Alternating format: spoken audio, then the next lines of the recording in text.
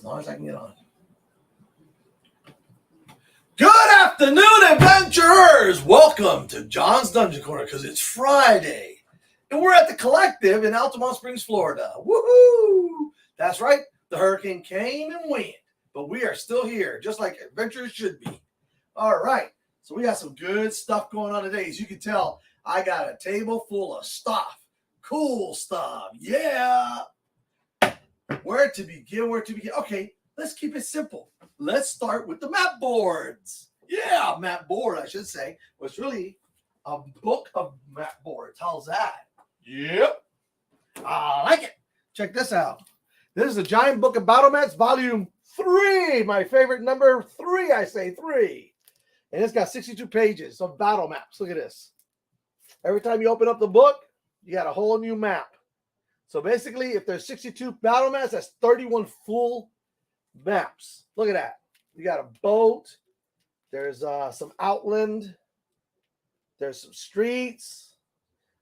A dock. I mean, you can't beat these map books. I keep telling you, these are great investments. They are just simply awesome. And of course, you know who's going to get one, right? Moi. That's me. Hey, Antonio. Yeah, and Antonio wants one too. All right. Well, we're going to make sure we put that on the Christmas list. In fact, talking about Christmas lists, everybody needs to come down to the Collective. If you're looking for gifts, make a list. The Christmas list will be ready here within the next week. Get it ready for Christmas. So all you D&D fans, come on down. Pick out what you want. Put it on your list so when your family and friends want to know, hey, what should I get them? They got a list. And don't just put big stuff on there. You know, put little stuff on there because, first of all, we always need more dice. Talking about dice, right? Let's talk about dice. We need figurines. We need all the little things too, you know? So fill it out. You got to fill that stocking. Unless you're trying to fill Antonio's stocking, which is like 3 feet long and like a foot wide. His grandmother made for him when he was a kid. And we try to fill that thing up every year. Woo! Hello, my love. Look at that. My lovely wife is on too. Yeah, it's crazy, that stocking. But anyway, so that's the Book of Maps. Awesome book. And it's book number 3, so you got to have it. All right, so talking about miniatures, as I said, check it out. So you know the Orc Warband was out, the Kobold group, the Goblins. Well, they finally came out with the Ogre Warband. Most excellent. So we got 4 ogres and 2 goblins in here. And boy, these ogres, man, you put them on the board, I think they're going to chill your player's spine. I mean, one of them's just out of control. He's like, I think the two little goblins are supposed to go. I'm going to bring it up. You got to see this. This is crazy. Look at this craziness.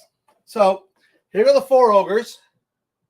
And if you look at this one here, right there, okay, in the back right here, this guy, he's got like a canopy that he carries, and that's where the 2 goblins go. Actually, if you look right here, the goblins actually go. So he's carrying goblins. What more do you want?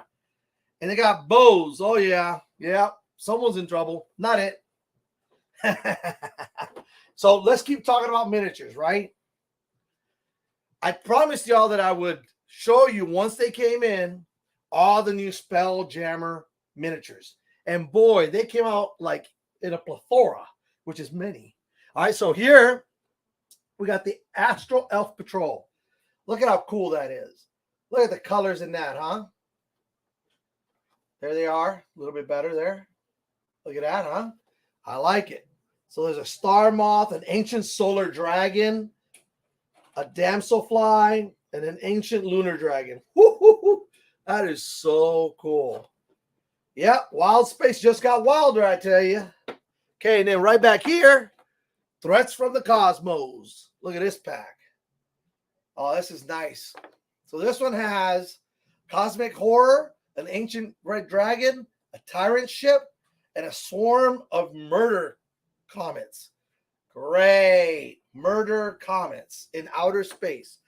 All right, just what every adventurer needs. Here we go. What do we got here? Oh. Welcome to Wild Space. These are some ships. These are pretty cool. And the neat thing is, these will work in other games. So if you do like a sea thing, we've got a Bombard, a Squid Ship, a Shrike, an Ancient Gold Dragon. Ooh, yeah. I'll take that for a ship. And a space galleon. But you could just as easily put those in a lake and say, here we go. Those are really nice. Whew. Nice, nice, nice. What do we got over here? Okay, let's go with this one here. Attacks from Deep Space. Look at this Mamma Jamma. I mean, there's just so many miniatures that have come out for Spelljammer and Space Figures. So we got an Astro Dreadnought, a giant gelatinous cube. I mean, imagine running into that in space. What? We have a lamprey, some lampreys, and a turtle ship. Turtle. I like it. Boy, that is just mean looking. That dreadnought looks mean. Don't run into that in the dark, right? Holy moly. All right, so here, let me see what we got over here. Uh-oh.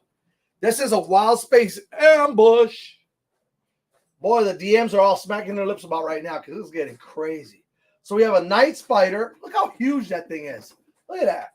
That thing is big. We have an asteroid, a nautiloid, and a flying fish. Look at that. I'm telling you, the DMs are chafing at the bit. And finally, we have more asteroid encounters. Because what's space without some encounters? Just space. Here we have an aesthetic, a hammerhead, a megapod, a wasp, some asteroids, more asteroids, and a living ship. Whew! That's a lot of miniatures, folks. That is a lot of miniatures. Man, that's just crazy. Crazy. So that's all the miniatures there. Let me see. Are we frozen? Oh, there we go. Okay. Yeah, that's all the miniatures so far. So far, in addition to the big ones that came out already, right? So they just released all these boxes. Of course, the collective got them as quickly as they came out. Now, remember, it's not like the store is full of these. There's quite a few, but with Christmas fast approaching, got to make sure that you come and get it while the getting's good. We also got in the new the Spelljammer Adventures in Space Trio books with the Dungeon Masters screen. Okay, got it back in just for Christmas. I don't know how many more times this will be available. So for those of you who missed out, listen, let me tell you something. This book, for the price, you just can't beat it. 3 books, not 1, not 2, 3 plus a Dungeon Master screen. I mean, what? What are we talking about here? This we're talking about. Okay, listen, $49.99 for 3 books. You can't beat that. $49.99 for 3. All right.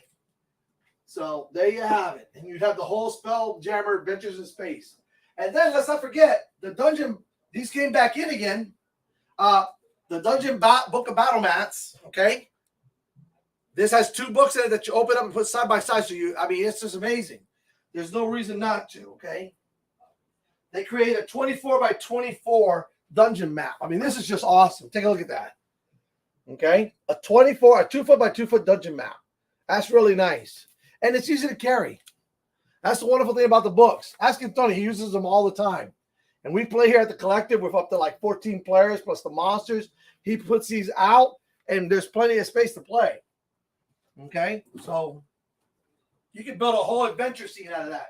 Of course, we got the 3 encyclopedias of the Bibles, the Dungeon Master, the Monster Menu, and the Player's Handbook. I mean, hey, everything you need to play Dungeons and Dragons. But wait till you see this Mamma Jamma. This is the World Ender, the World Eater, the end all to monsters, the Tarrasque. There he is in full color. Woo, he's going to come across the screen. Ready? He's going to come down and he's going to start eating all the dice. Dun, dun, dun, dun. Raw! Look, all the dice are gone. Hi, Sarah. Glad you made it. But look, it's a Tarrasque. Ta-da-da-da, in full scale. Crazy, right? Look at that thing. It's hungry. It'll eat the camera if you let it. No, can't do that. We got to put on a show. But there he is. The World Ender, the World Eater. When this thing comes out, kingdoms fall. Then it goes back to sleep. And the good thing is there's only one of it. You don't need more than one of these guys in the world. Oh my gosh. That thing is crazy scary. I don't know, between Tiamat and that, it's a hard choice. While Tiamat can just blow you up with magic or burn you or freeze you.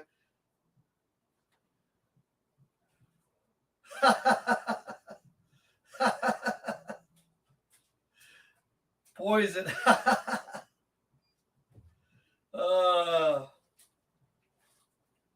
Yeah, poison. Maybe. Nice. You never know. Crazy thing about him is, now, I don't know, I haven't looked at him lately, but most of his attacks are off Vorpal. So it's just nasty. I mean, it's just, ooh, it's scary. Scary, scary, scary. If you get a couple of his teeth or maybe a scale or two, you can make some Vorpal weapons. Poison that boyfriend. Yeah, this guy is something else. Like I said, he's simply amazing. Beautiful representation of the Trask. I mean, they did a great job. Look at those claws. Oh my gosh. You know what? If I see one of the guys, I'm going to ask if they can bring me a miniature, just so you can kind of get an idea of what a Trask looks like when compared to a miniature. I mean, it's just like crazy. Cray. All right. So that's all the cool stuff that we have. And listen, there's more stuff coming in on a daily basis. So you've got to come by here. Make it a weekend trip, a Saturday or Sunday trip. Come down here, take a look at things, get your sheets filled out. I'm telling you, it works out beautifully for my family and friends. Anytime, and you know what the neat thing is? Tell them to just keep the list. Because here's the awesome part. Whether it's your birthday or they just want to get you a gift, or just a gift for any occasion, if you leave the list here, they can come by, and instead of wondering what you want, they can go look at that list and say, oh, look, this hasn't been bought. Oh, he didn't get that for Christmas. Oh, wow, they didn't get that for his birthday. Okay, so there we go. And they can get something for you. You know? Make their gift giving easy. Let them know exactly what you want. That way it takes all the headache out of trying to figure out what you want. Okay? Okay. It works for me. You never know. And plus, every once in a while, someone will come through. Oh, so they didn't get them those things? You know what? I'll just finish out the list. Yeah! Tell me that doesn't feel good, right? Right. I'm loving it. So, anyway, okay, so I'm ranting and raving, aren't I, about all this cool stuff? Because, man, I'll tell you what, I got to say this. The Adventures in Space, the Spelljammer, pretty much. Figurines are so cool. There's all this purple and blue and pink and fuchsia and all these bright colors, all these really neat colors. It's a very colorful set of miniatures. And I love it because you guys know bright is right. Yeah. But purples and blues and fuchsia and pink, and I just love all those colors. And the brighter the better, you know? So they've done a great job with these miniatures. And as always, you can use them in whatever kind of game. It doesn't just have to be a Spelljammer game. A lot of these miniatures you can use, you know, even if you just do them as a one-shot. Every once in a while, you send them somewhere where they run into these creatures, or this creature's their friend and calls them up every once in a while, you know? Maybe you only got a couple players, but hey, you know, my space buddy needs me, calls me up there. Hey, I need your help. Go do this. I need you to defend this. I need you to find this. I've lost this. Sometimes, you know, these guys are floating around out in space. They can't get down into the material plane and do what they need to do. Hey, Willie, what's up, brother? Happy Veterans Day to you, too. So, yeah, all these miniatures are awesome. And it's a really neat. It's a nice collection of miniatures. And the awesome part about it is most of them all came out, except with a few exceptions. Basically, the majority of them came out at one time, which is sometimes you don't see that a lot. Okay, you'll see some miniatures that'll come out. There'll be like a set of miniatures that'll come out with like the big one, and then like the bricks, and that's about it. You know, and then you get the individual boxes. This set came out with the big one, the individual bricks, and then like I guess it's been maybe a month. I mean, somebody might correct me on that, but a month later, look at all the stuff that came out. I mean, it's just awesome. Well done. Well done to Dungeons and Dragons, and well done. Yeah. So, okay, so let's talk about today's topic. Somebody overheard us talking about backgrounds for characters. 3! And so they asked, well, what about them? And I said, well, if you email me, we'll talk about it on the show. And that way I can answer everybody. And so they did. So talk to me. Talk to me about backgrounds. I mean, I've talked about this before, but you know what? It's neat when somebody kind of catches you talking to someone and says, hey, what about that? What about that? So instead of going out and looking through all the shows for that one, you can now just kind of tune to this one. I started labeling them. I'll figure out how to label them and say the main topic for the show, so you can actually go back and see them later. So today, background. All right, so as a game master, characters come from somewhere, and maybe they had parents. Maybe their parents are gone. Maybe they're brought in they were gated in. Who knows? All right, but the awesome part about having a background and sharing it with your game master is that he might be able, most do, they will include something in that has to do with your background. Some of my players have had both their parents, and one has been kidnapped, turned possibly into a vampire. Okay. Another, their brother's missing. Okay. Another isn't quite sure where they come from. There's a lot of different backgrounds that are out there. And the neat thing about it is when you provide that background, that little bit of information to your game master, then he can incorporate it into the campaign at some point. If you only got 3 or 4 people who show up to the session, instead of the whole party, well, maybe they're going to take a break in the town. Now from that town, somebody walks into the tavern looking for you, and they have a message from a friend of your father, a friend of your brother's, someone who has seen one of the I'm looking for posters, or wanted poster, or whatever it could be. They say, hey, isn't this such and such? Well, they were last seen in the town of Greenfield. So now you got this little adventure to go and pursue that avenue. That's part of your background, and your party members are going to go with you. So that's always a good thing. It gives you something. It's called a side quest.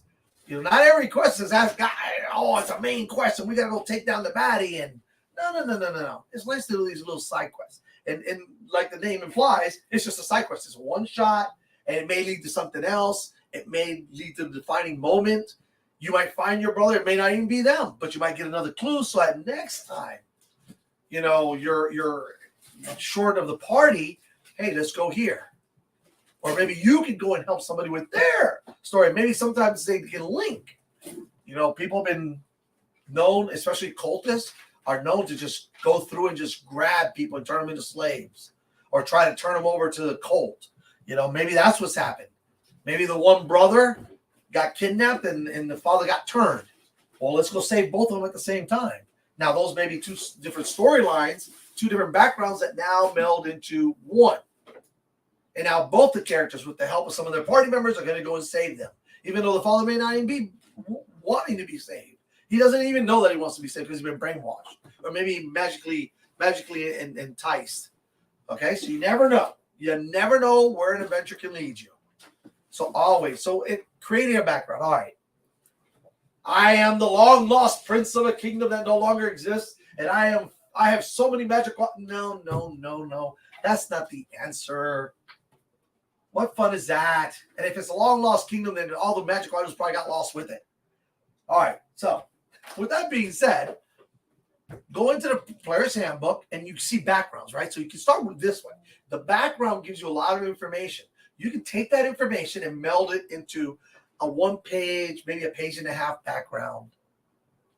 Or it can act as your springboard for your own concept of your background.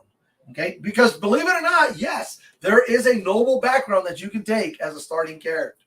And it does give you a few perks. All right? They're not, I'm next in line for the kingdom, because then why would you be an adventurer anyway? Unless you want to go adventuring and then try to go. But Daddy's not going to risk that. I'm going to tell you that right now.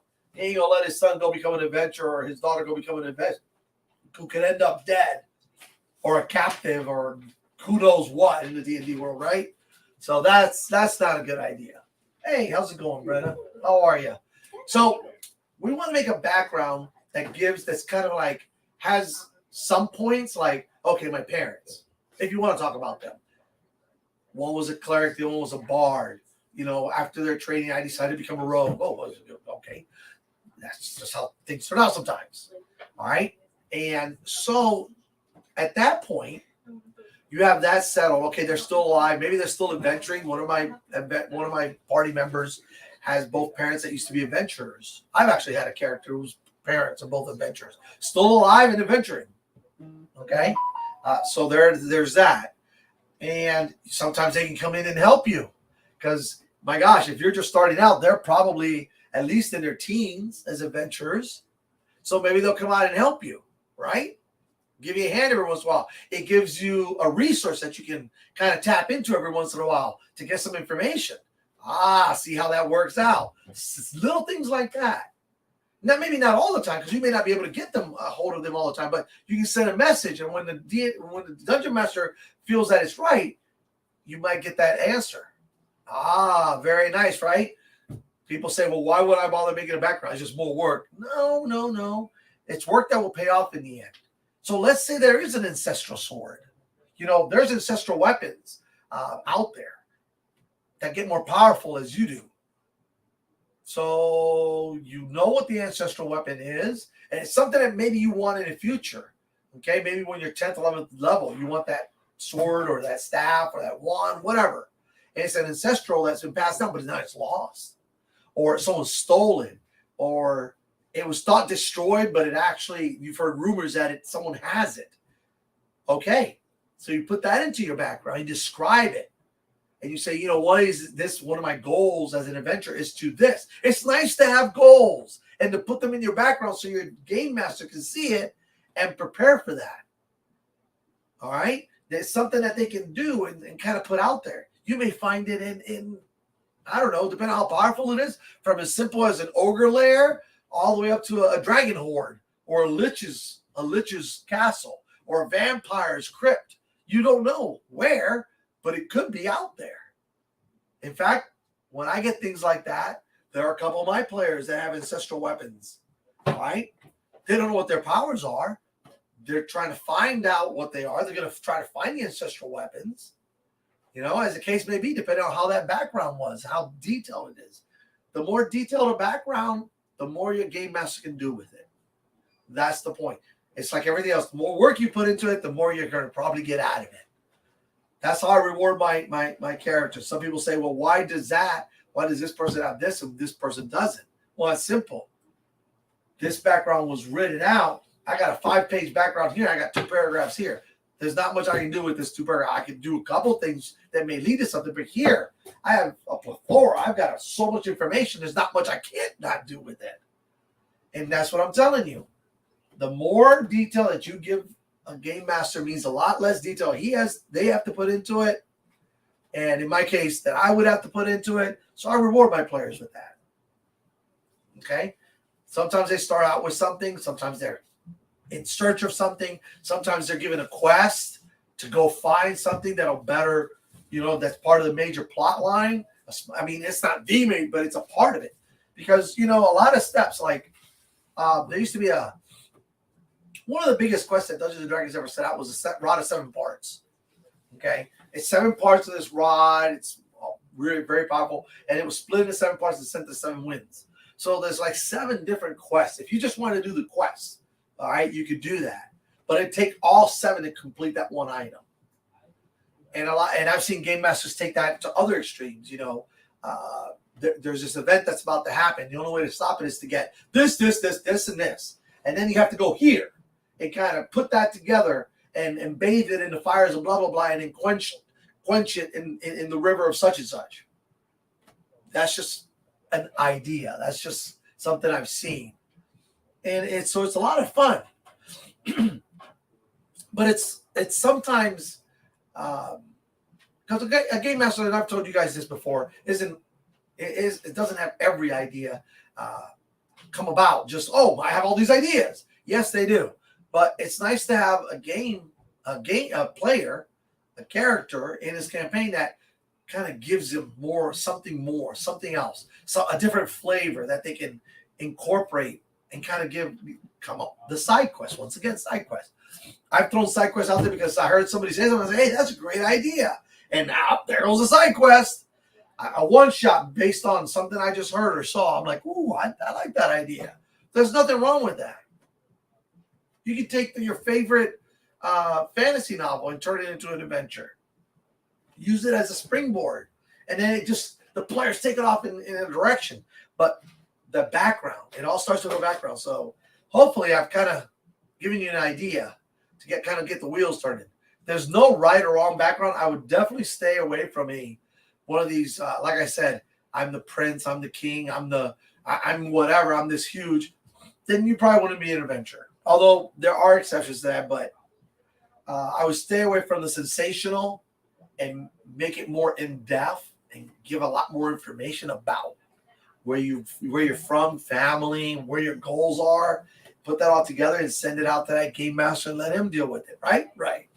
That's what I do. I once our friend Billy was running a campaign and I gave him a 19-page background. Yeah, crazy enough. I basically built a little story, but that's a different concept. Okay, but anyway, it was a lot of fun, and I enjoyed writing that background, and you will too. You just got to start with the first letter, first little word, and you go from there. All right, so let's wrap this up. But there's a lot of good stuff out here. This Tarrasque, I'm gonna tell you, is awesome. The Tarrasque is amazing. It'd be this if you make it the cornerstone, the centerpiece of a campaign. Wow, crazy! But it'd be crazy good. All the Spelljammer stuff that came out, all the miniatures are amazing. There's a couple bricks out there and some loose boxes, booster boxes. So you got to come by and you got to look at them. I'm telling you, these things look great on the camera. When you're actually holding it and look at it, you're like, wow. You can see the actual detail real there. You can see the colors just pop at you. Like I said, the colors are just awesome.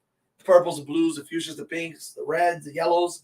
I mean, this guy, this crazy little moth thing here with these pink wings are just awesome. It's so detailed and so colorful. I love it. You can never get enough battle maps, and this new giant book of battle maps, Volume 3, is no different. It is awesome. I like it. Uh-oh, I froze. I froze it in. I like it. All right, so that just means I got to come up here and show off the book again. Ta-da! Volume 3 of the giant book of battle maps. I like it. All right. So hopefully I gave you some ideas for your background. Hey, you can always send things to right there. I think it's somewhere. Oh, there it is. Yeah. Right there. It says johnsdc2021@gmail.com. If you have any questions, if you need any help with backgrounds, send me. I'm more than happy to answer folks and help them out, whether it's for my game or anybody else's game. All right? So with all that being said, let me finish by saying, may the road always rise up to meet your feet, and may all your adventures be successful. This is John from John's Dungeon Corner at the Collective in Altamont Springs, Florida, saying see you next Friday.